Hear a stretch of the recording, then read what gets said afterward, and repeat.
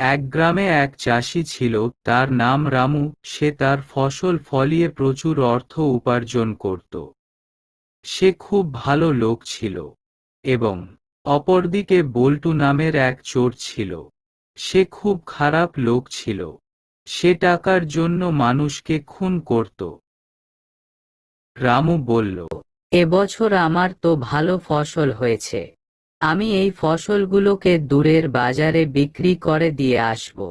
সেখান থেকে আমি অনেক অর্থ উপার্জন করব। সে ফসলগুলো বিক্রি করে অনেক অর্থ উপার্জন করল এবং আসার পথে রাত ঘনিয়ে এলো। এমন সময় সেই চোর তার সামনে এলো। তার হাতে একটা ছুরি। রামু দাঁড়িয়ে পড়ল এবং দেখতে লাগলো। তুমি কে? তুমি কি চাও? আমি জানি তোমার কাছে অনেক টাকা আছে। সেই টাকা আমাকে তাড়াতাড়ি দিয়ে দাও, না হলে তুমি আমার হাতেই মরবে। টাকার ব্যাগ আমি দেব না। চোরটা রামুকে ছুরি দিয়ে আঘাত করল ও রামু মারা গেল। চোর তার টাকার ব্যাগ নিয়ে পালালো। ছুটি টাকা নিয়ে আসবো, কিনার পয়সা নেই নাকি আর